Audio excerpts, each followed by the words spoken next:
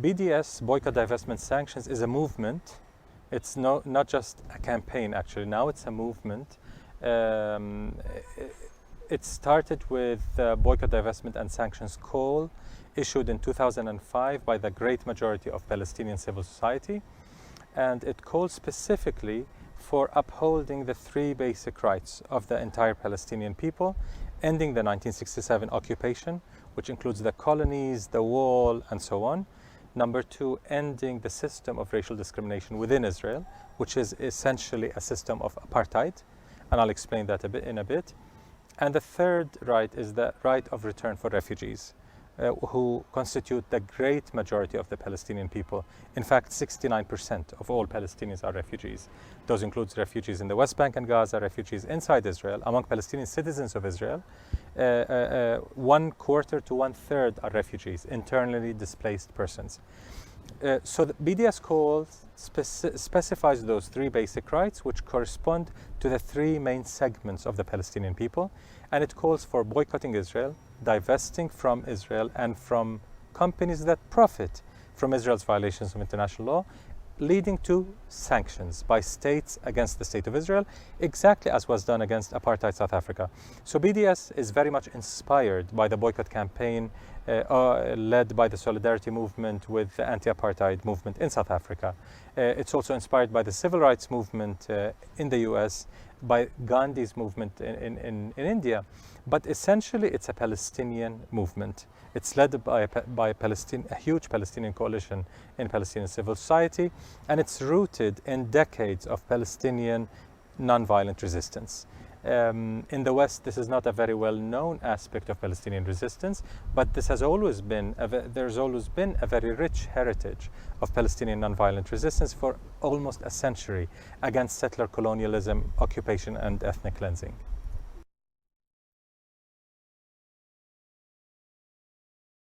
There's been a long heritage of boycotts in Palestinian resistance to the settler colonialism and occupation. So BDS culminates that heritage and is inspired by it. It's not a new creation, if you will. It's just a new phase in something that's been going on for decades among Palestinians. In the first Intifada, boycott was extremely important. That was 1987 to 1993. There was almost a total boycott of Israeli products then, but even much earlier than that, in the 1920s and 30s, at the beginning of the settler colonialism conquest of Palestine, boycott and other forms of nonviolent resistance were always part of our struggle against oppression. So no, BDS is not something totally new, but it's a qualitatively new phase in the struggle. And I say it's qualitatively new phase because for the first time we address the three basic rights of the entire Palestinian people. For the first time there's almost consensus among the Palestinians. As you know, Palestinians hardly agree on anything nowadays. We disagree on almost everything. But on BDS there's almost a consensus across the political spectrum, women's unions, youth, students, refugee groups, NGO networks. There's almost consensus really among Palestinians. So that's the strength of BDS. The second most important aspect of it is that unlike previous campaigns, it's not selective and temporary. It's an ongoing, sustainable movement that is completely anchored in international law and universal human rights. So these are the two basic pillars of BDS, if you will: international law and human rights. As such, the movement opposes all forms of racism. And this is what allowed BDS to grow enormously around the world. So when we say a movement, it is not a Palestinian movement only. It's a Palestinian-led movement, but it's a global BDS movement. We have BDS partners across the world, in Belgium, across Europe, India, Brazil, South Africa, and so on and so forth.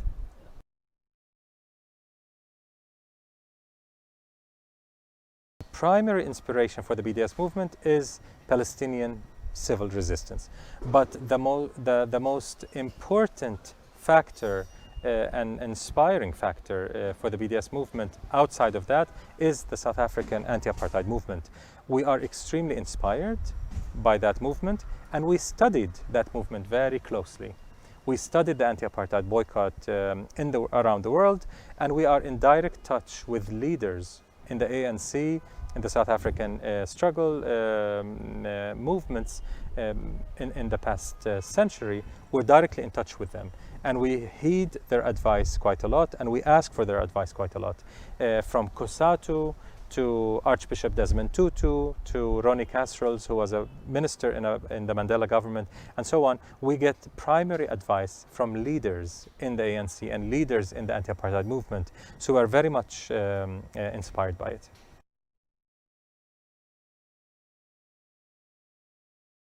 In the BDS movement, we adopt the apartheid analysis. We, in a strategic paper, position paper that we issued in 2008, the BDS National Committee, which is the largest coalition in Palestinian society, which leads the BDS movement, we reached the conclusion from our study that Israel's regime of oppression against the Palestinian people constitutes occupation, colonization, and apartheid. Occupation and colonization are obvious. I hardly think anyone disagrees. It's the apartheid aspect that's much less understood. When you say Israel is practicing the crime of apartheid, is guilty of the crime of apartheid, people jump and say, are you saying Israel is identical to South Africa? And the answer is no. That sentence by itself, Israel is guilty of the crime of apartheid, does not per se say that Israel is identical to South Africa. Of course they're different. No two oppressor regimes are identical. There's similarities. They're in the same family, if you will, like cousins are. But they're not identical twins. No oppressive regimes are identical twins. But why then, if apartheid does not mean that it's identical to South Africa, why do we call Israel an apartheid state? Apartheid in 1973 was defined as a universal crime by the United Nations. The Convention for the Suppression and Punishment of the Crime of Apartheid was issued in 1973 and went into effect in 1976 by the UN. It defines the crime of apartheid. As such, it says that apartheid means when you have a systematic oppression, legalized, institutionalized oppression by one racial group against another racial group. And racial is defined in the modern sense of racial, not necessarily color, race. And this is exactly what we have in Israel. Israel has privileges, is an ethnocracy, if you will, that gives privileges to its Jewish citizens, and that oppresses everyone who is not Jewish, including Palestinians who are citizens of the State of Israel. Although they're citizens, they suffer from discrimination, legalized discrimination, in every domain of life, from land ownership to jobs, to education, to health. In every aspect, Palestinians are discriminated against. And this is not discrimination as what you see in Belgium, let's say, or France or the United States. You have racism in those countries as well, but it's not legalized. It's not institutionalized the same way. Imagine in Belgium if the Parliament says that land ownership in 93% of Belgium is only the privilege of Christians. Non-Christian citizens cannot own land in 93% of Belgium. Just imagine what would happen. This is the case with Israel. Today in Israel, 93% of the land is off limits to non-Jews. It's only for the privilege of Jews. So non-Jewish citizens of the state are second class by law, not by policy, by law. That's the definition of apartheid.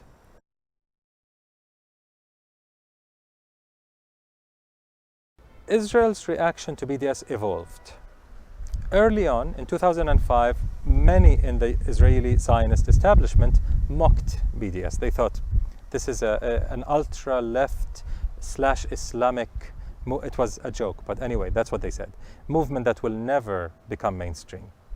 But they started at the same time the Brand Israel campaign, and they piloted that campaign in Toronto, New York, San Francisco, and other places. What Brand Israel campaign says is that Israel is viewed predominantly, especially in the West, negatively, as a country associated with terror, with crimes, with massacres, with blood, with occupation, with military. It's just an ugly scene.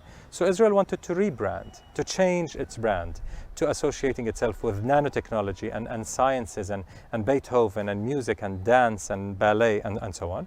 So they started spending millions and millions of dollars on expositions, on exhibits, on film screenings, poetry, music recital, and so on, to give a new image, to polish the image of Israel. It flopped. I mean, it was not very successful. The BDS campaign was much stronger than the Brand Israel campaign led by the Israeli Foreign Ministry. But since then it evolved. Israel's reaction to BDS evolved. As BDS became more mainstream, especially after the Gaza massacre, when Israel committed a massacre in the end of 2008, early 2009, against Palestinians in Gaza, killing about 1,400 Palestinians, predominantly civilians, with more than 400 children massacred by Israel in 3 weeks, basically. After that massacre, BDS really reached the mainstream, including in the West. Many prominent cultural figures, filmmakers, Hollywood figures even, started to heed our call to boycott Israel, even if they did not endorse yet. There's a difference there. Some artists said, we're not performing in Israel, but they would not say we're boycotting Israel, not yet.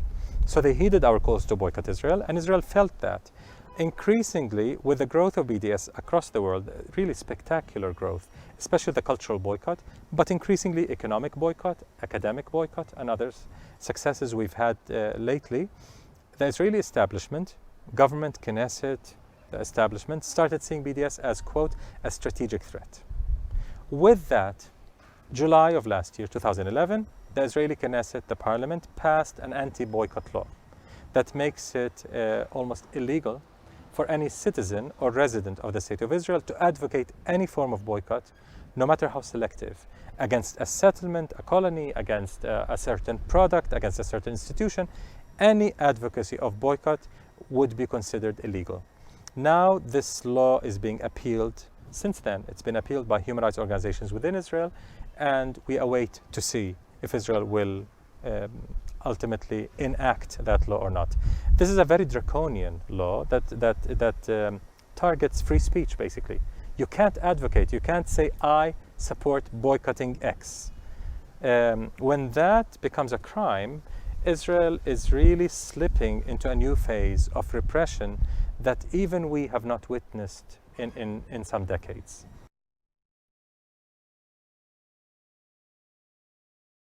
The main issue is dialogue over what?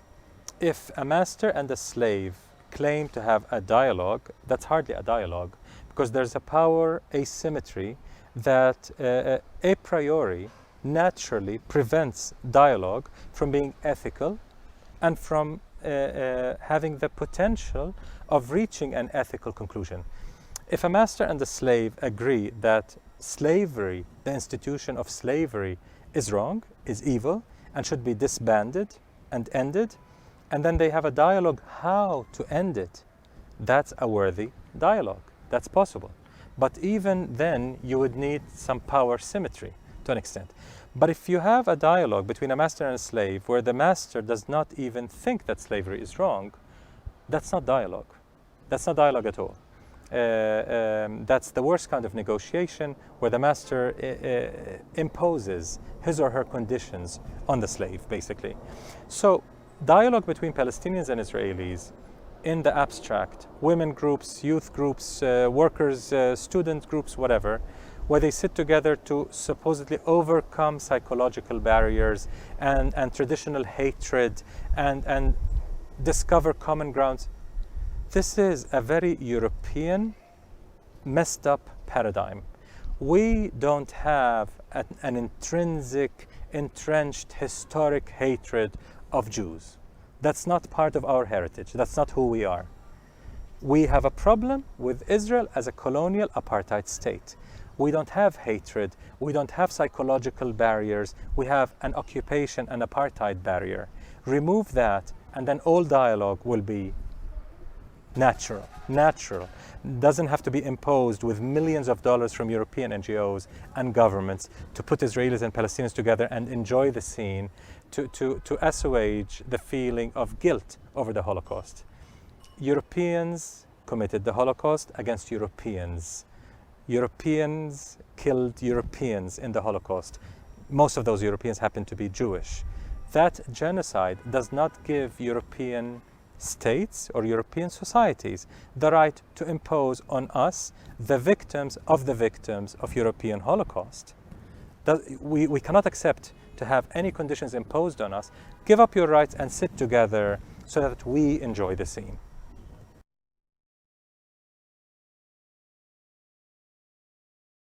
Okay, why did the same people who are saying this boycott South Africa?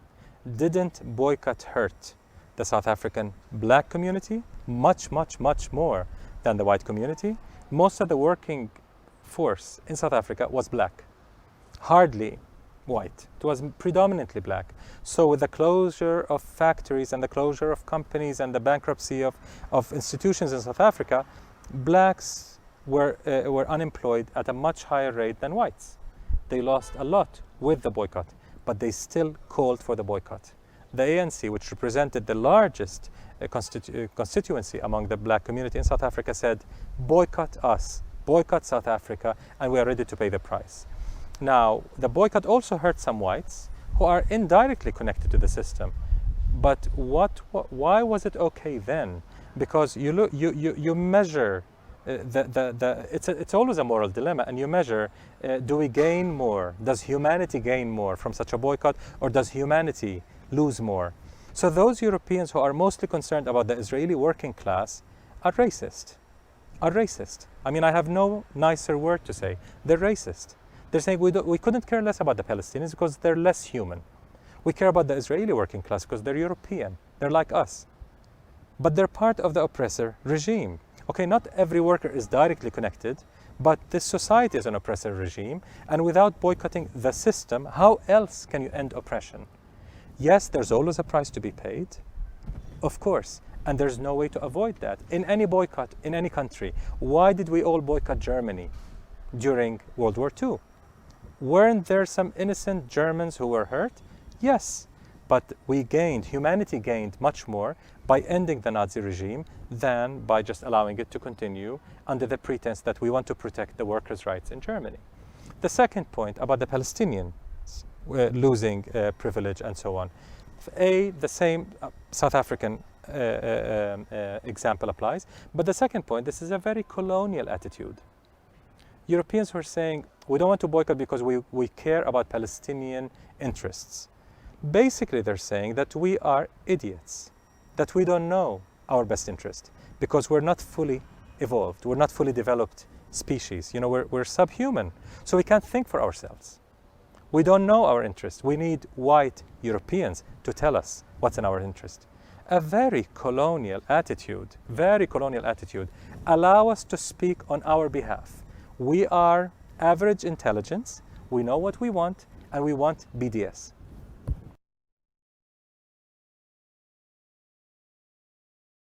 The academic and cultural boycott is a very challenging part of BDS. And it started before the general BDS campaign. The Palestinian Campaign for the Academic and Cultural Boycott of Israel, PACB, launched its call for an academic and cultural boycott in 2004, a year before the BDS call came out. Was that a coincidence? Was that a mistake? Were we shooting ourselves in the foot? Because some people in the West would tell you Israeli academics are at the forefront of the struggle to end the occupation. So by boycotting them, aren't you shooting yourselves in the foot? This question has a lot of false premises. A, who said Israeli academics are more progressive than the average Israeli? They're part of the system. In fact, they're more responsible than workers or than farmers in Israel. They are the creators of the system of oppression. They are the planners and the implementers and the enablers and the justifiers of the system of oppression. The wall was designed by academics. The colonies, the architecture was designed by academics. Many of the weapons systems used against Palestinians in Gaza and elsewhere were designed in academic institutions. So there's no evidence that Israeli academics as a community are more or less progressive than the average Israeli. They're as racist, as colonial, as oppressive as anyone in Israel. In fact, in 2008, 4 Jewish Israeli academics issued a petition calling upon the Israeli authorities to ease passage of Palestinian academics and students at military checkpoints in the territories. They did not even call them occupied territories. They call them the territories in the West Bank and Gaza, just in the West Bank at least. Allow them passage at checkpoints. So this is a basic academic freedom issue. Professors and students passing through checkpoints. They sent the petition to all 9,000 Israeli academics, thinking that a huge majority would support that. Only 407 academics signed the petition out of a community of 9,000. Less than 5% of Israeli academics supported this minimal academic freedom for the Palestinians. So there's absolutely no evidence that Israeli academics are more progressive. Second, who is targeting Israeli academics anyway? We're not. Since the start, we've targeted Israeli academic institutions, not individuals. We're very consistent about this. We don't target Israeli academics. We target Israeli academic institutions. Again, not because Israeli academics are good. Absolutely not. It's because we do not believe in political testing. We do not believe in having a test who's a good Israeli and who's a bad Israeli academic. We don't do that. We don't believe in that. Morally and practically, we don't believe in that. We prefer to boycott institutions where guilt is 100% clear. The evidence of complicity of Israel's academic institutions in Israel's system of occupation, colonization, and apartheid is irrefutable. There's so many examples I can go on for hours about the complicity. There's good research now available on the complicity of academic institutions. So we do not target individuals, we target institutions. But does that mean that if an Israeli professor goes to Ghent University to teach, would the boycott target him or her? Because ultimately he or she is with the Hebrew University, let's say. When an academic goes to participate in any academic institution, any academic activity, they are affiliated with an institution back home, but they do not represent it necessarily. We make a distinction. So an Israeli professor invited by the University of Ghent to a conference or just to give a seminar would not be subject to boycott. The boycott would not apply to him or her.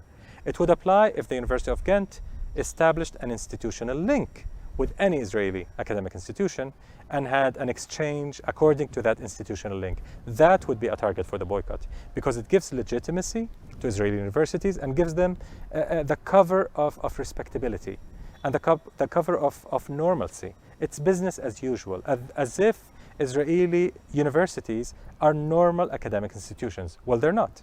They're a main pillar in the system of oppression.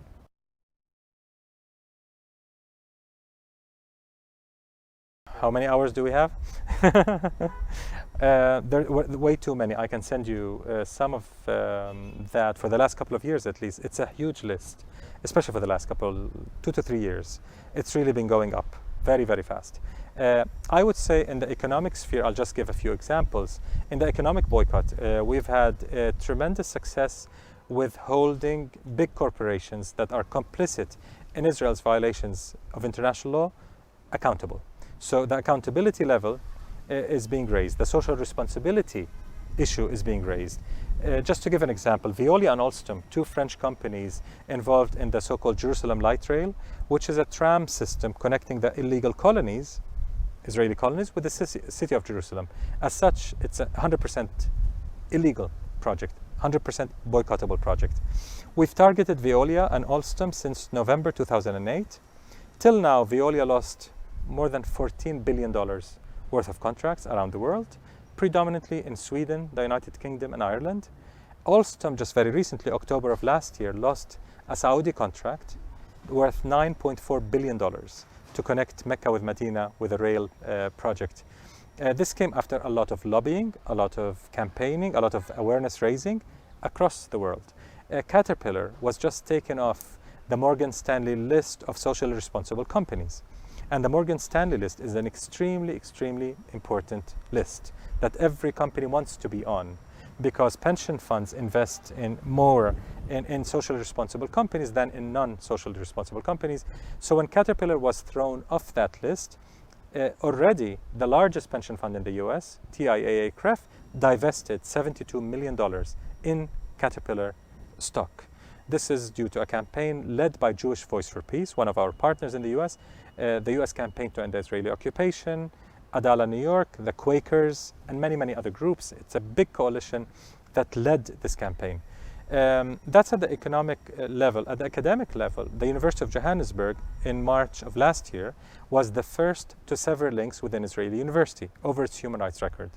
University of Johannesburg's Senate voted overwhelmingly to end relations with the university, with Ben Gurion University, because of its complicity in Israel's occupation and violation of human rights.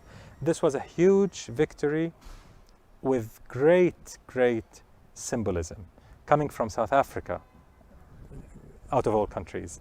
At the cultural level, we've had, I would say, more success than in any other sphere in BDS. Major figures in the arts world, from the Pixies, Costello, Gil Scott-Heron, Snoop Dogg, Roger Waters, Ken Loach, Cassandra Wilson, Cat Power, and Meg Ryan, and I can go on and on, heeded our call to boycott Israel. Cancelled performances or visits to Israel. Some, like Roger Waters, Alice Walker, Judith Butler, Naomi Klein, Ken Loach, and others, came out explicitly endorsing BDS and calling upon others to support BDS. That was one of the key catalysts behind the panic in the Israeli establishment. That's one of the factors that led to the passage of the anti-BDS law in Israel. But one could say this anti-BDS law in Israel targets Israelis only, not internationals. So what's the connection?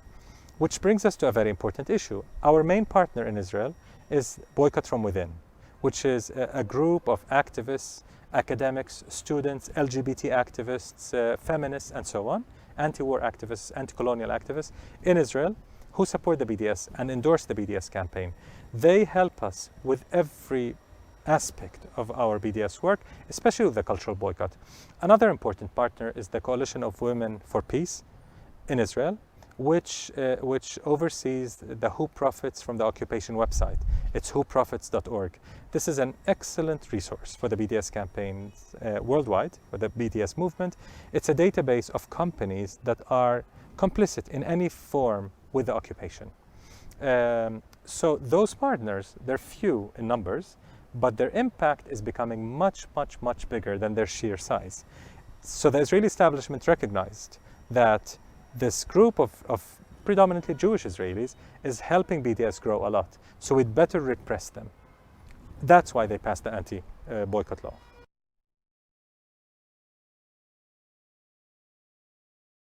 Okay, it's a movement, so it's open to any conscientious person who adheres to international law and universal human rights and wants to help the Palestinian people achieve our three rights: ending occupation, ending apartheid, and the right of return. The best way to join the movement is to join an ongoing campaign in your area, where you live, where you're active. So let's say there are trade unions, especially in trade unions. We have a lot of support among trade unions that have specific campaigns. There are human rights groups, church groups that are doing BDS work, campus groups, academic groups, student groups that are doing BDS work. So the best thing is to find the closest group that's doing any work in your country, in your city, and to join that. If there isn't, you can start that. Contacting the BDS movement in Palestine, the BDS National Committee, info@bdsmovement.net is our email, info@bdsmovement.net, and we can connect you with activists in your country, and you can start something. If you're a teacher, you can start a BDS campaign in your union, let's say. If you're a worker, if you're a student, if you're an academic, nurse, whatever the case may be, you can start a campaign. And some of the biggest and most successful BDS campaigns were started by a few committed, smart, and persistent individuals. So it's a very empowering movement where activists see that they can really lead to a change. We know of a campaign in the Netherlands, for example, started by one senior activist who was active in the anti-apartheid, South Africa anti-apartheid movement, who started a campaign against a bank that's invested in companies that are doing human rights violations in Israel. And she succeeded after a while to convince the bank to divest from its business in Israel that is complicit in human rights violations. Many other campaigns started with really 1, 2, 5 individuals who did wonders.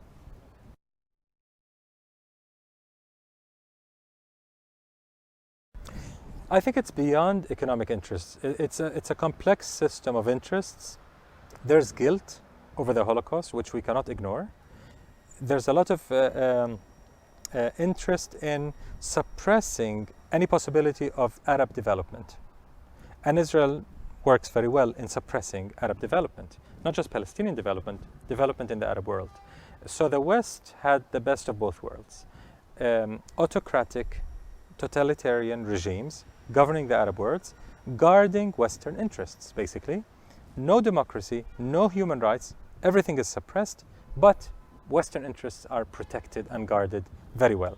Western companies invaded the Arab markets. Now with the Arab Spring, there's a change. Those dictators are disappearing. Now it's becoming part of the past. They're not gone yet. The regimes are still strong that the West helped create and to buttress and to keep for so long. But those dictatorships are being undermined increasingly due to Arab popular revolutions. And by Arab, I don't mean ethnic Arab. I mean Arab in the more general sense of people living in the Arab region, including Berbers, Amazighians, Kurds, Armenians. I mean, part of the Arab culture, part of the Arab world, not Arabs in the ethnic sense, because we oppose every form of racism and discrimination. So I think with the Arab Spring, some elites in the West are having second thoughts. How important is Israel really? With democracy thriving gradually but surely across the Arab world, with the loss of the dictatorships gradually but surely, Israel's role will become far less important to maintain this empire, Western empire in the Arab region. They have to deal with the people in Egypt, in Tunisia, in Libya, in Yemen, increasingly, in Bahrain, hopefully in the future, in Syria, and so on. And this means Israel has no role to play to protect Western interests. This is helping push BDS further, even among elites in the West. It's no coincidence. I mean, we have to see the geostrategic map as well. It's not that people just woke up suddenly and became moral and aware of Palestinian rights. No, there's a shift in power, there's a shift in interest, and there's a shift, a gradual but very steady shift from the West to the global South. I mean, today, China, India, Brazil, increasingly South Africa, and so on, power is seeping out of the West to the periphery, as it were. So the West is no longer as strong as it once was, 20, 30 years ago. With that, Israel is also losing a lot of its power and a lot of its raison d'etre, if you will, as a bastion for the empire. I think with that, we will see a gradual descent within Western elites to accept that Israel is serving its own interest and Israel is being very dangerous. It's a huge risk to world peace. The recent BBC Globescan poll, March of this year, showed Israel competing with North Korea over the third most negatively perceived country on earth, with solid majorities across Europe viewing Israel negatively. 65% in France, 68% in Germany and Britain, 70-some% in Spain view Israel negatively. The biggest European nations now view Israel negatively. Israel knows that, and Western elites know that. So there's a shift. It's happening. With the BDS movement, we can transform this grassroots anger at Israel and quest for justice to real sustainable campaigns to shift the balance of powers.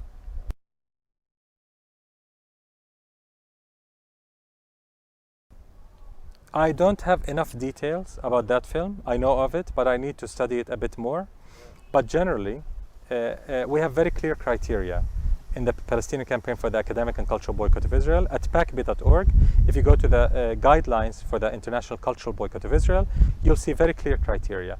Basically, if an Israeli film, let's say, an Israeli film, is funded for its production by an Israeli foundation, that per se does not make it boycottable. Because Israeli citizens, Israeli filmmakers as citizens, tax-paying citizens, are entitled to funds, are entitled to services in their country. It's an apartheid state, but they're entitled to the funds in this apartheid state. We cannot hold them accountable just for getting money that they deserve as taxpayers. Now, if there are political strings attached in that funding, so if the Israeli Ministry of Culture says, we'll support your project, but in return you have to exhibit in those countries to give a better image of Israel. That's a political arrangement, and that makes that project boycottable. So just if it's funded just for production with no strings attached, does not make it boycottable. Now, if it's funded to tour, to screen by any Israeli official institution, ministry, public fund, consulate, embassy, any Israel lobby group, any Brand Israel lobby group, that's a boycottable project.